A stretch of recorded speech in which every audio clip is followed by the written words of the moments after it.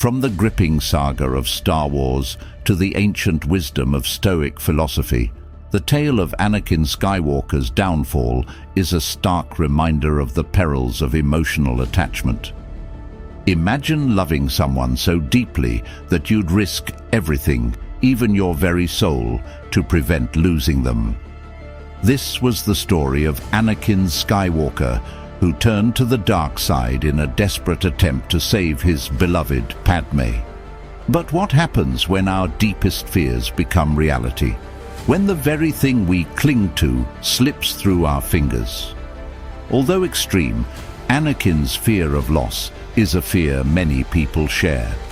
And oftentimes we go to great lengths to keep the people or the things we love present in our lives. This isn't just a tale from a galaxy far, far away. It's a profound human dilemma that echoes through the teachings of Stoicism. Today, diving into the depths of human attachment and loss, we delve into the teachings of Stoicism, examining how its principles can be applied as practical steps outlined for detaching from people and situations. So, I encourage you to stay with us till the end and take note of every step as an actionable wisdom guide to help you navigate the often turbulent waters of human relationships and emotions. 1. Step away from that person for a while. Sometimes the wisest action is to create distance, not to create a void, but to gain clarity. Picture this. You're in a vibrant party. The music's loud, people are talking, and amidst this you're trying to understand a friend's whisper. Hard, isn't it? That's what it's like when we're too close to a person or situation. Our emotions, like the party noise, drown out clarity. Stepping back is like stepping out of the party into a quieter space, where you can hear and think clearly. Seneca, with his profound insight, once said, "As often as you sojourn, return to yourself." This isn't just about physical space. It's about mental and emotional space too. When feelings cloud our vision, a step back helps us observe them, like watching clouds drift across the sky, understanding they're separate from us. This detachment isn't coldness.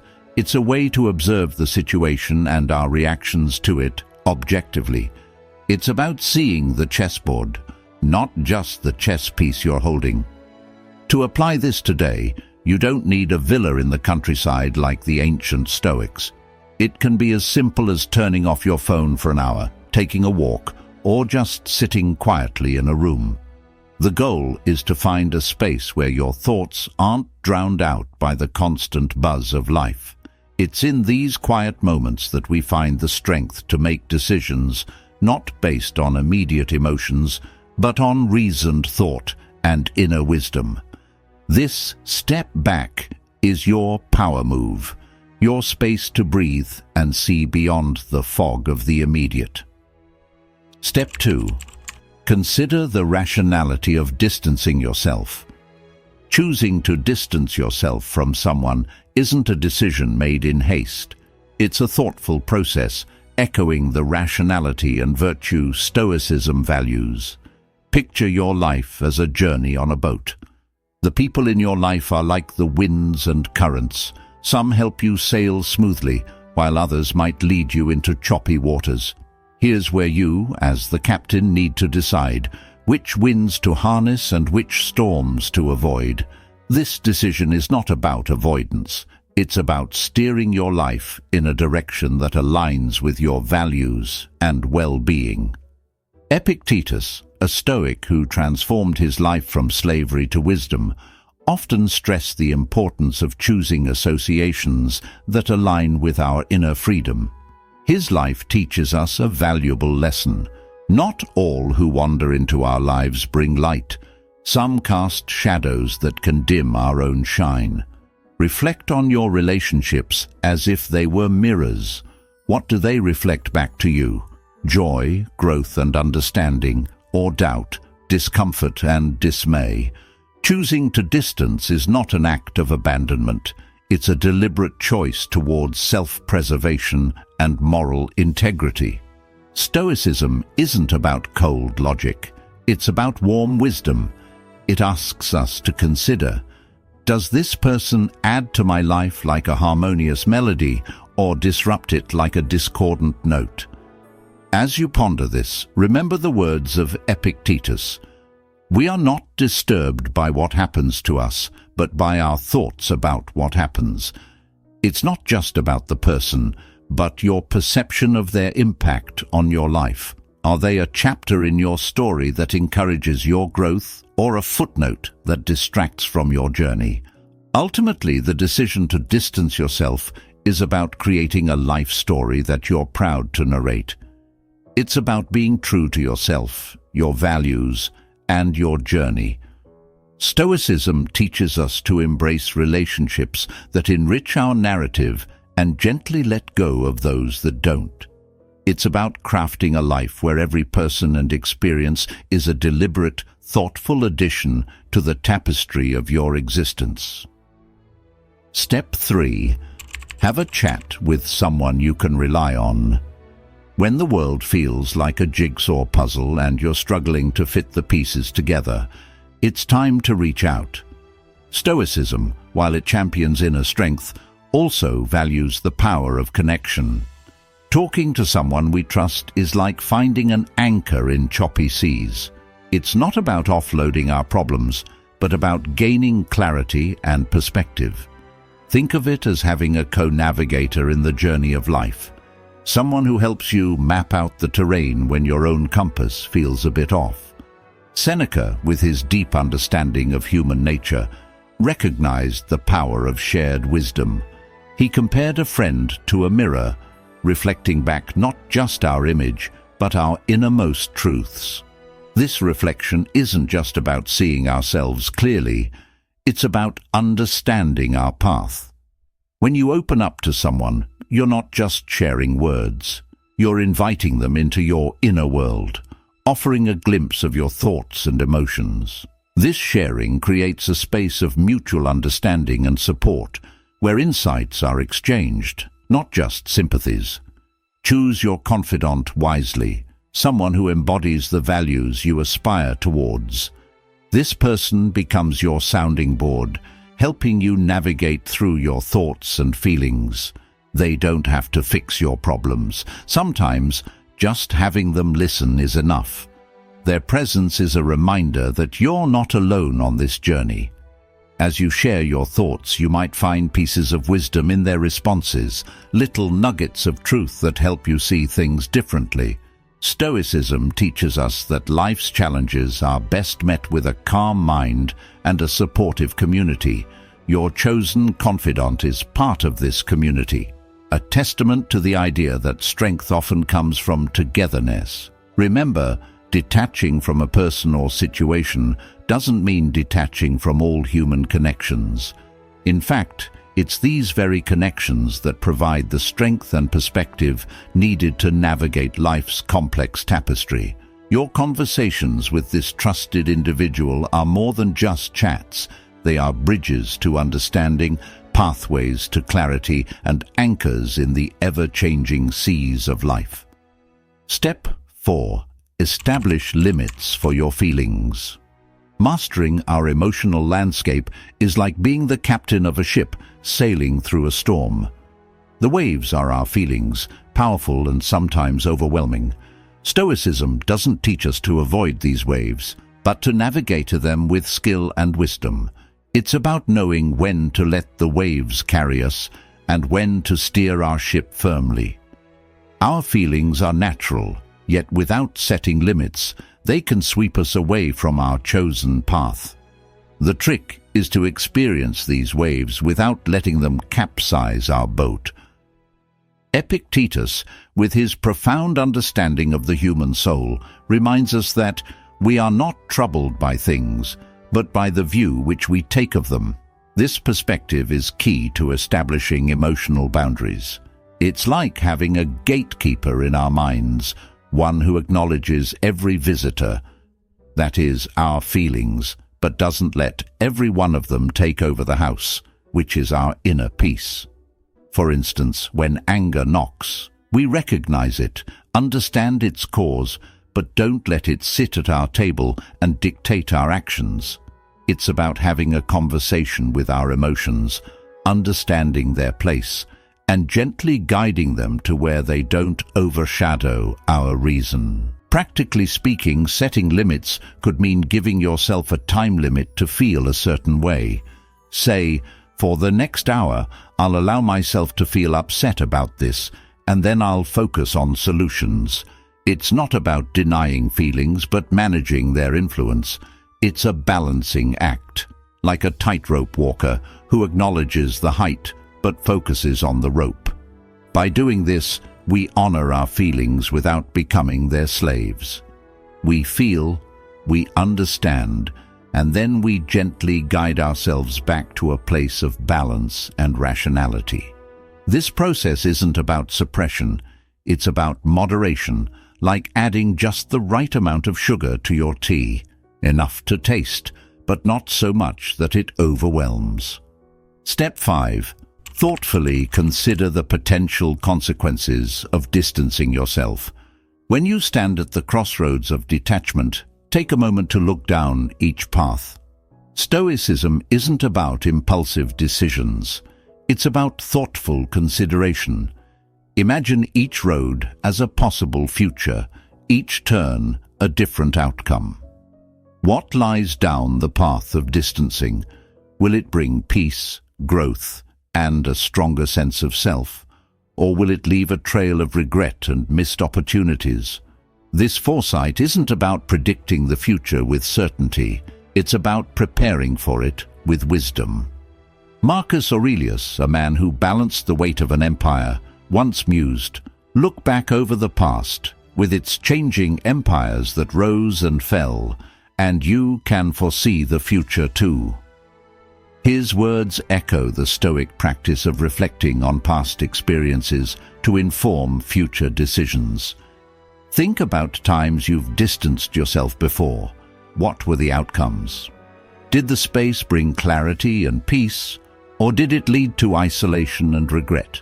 Use these reflections as a guide, a way to learn from the past, to navigate the future. Finally, consider the impact of your decision on others.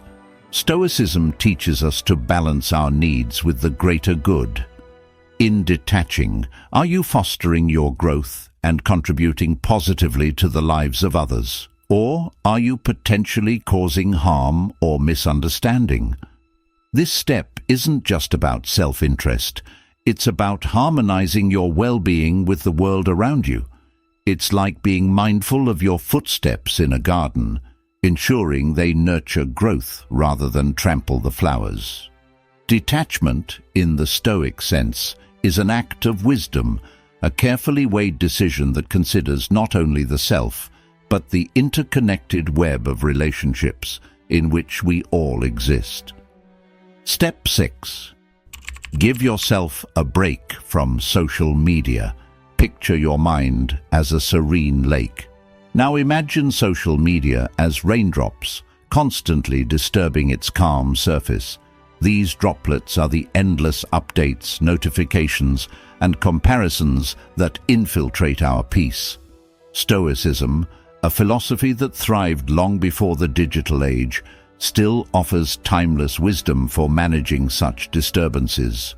Seneca, who mused on life's brevity, would likely see social media as one of modern life's many unnecessary distractions.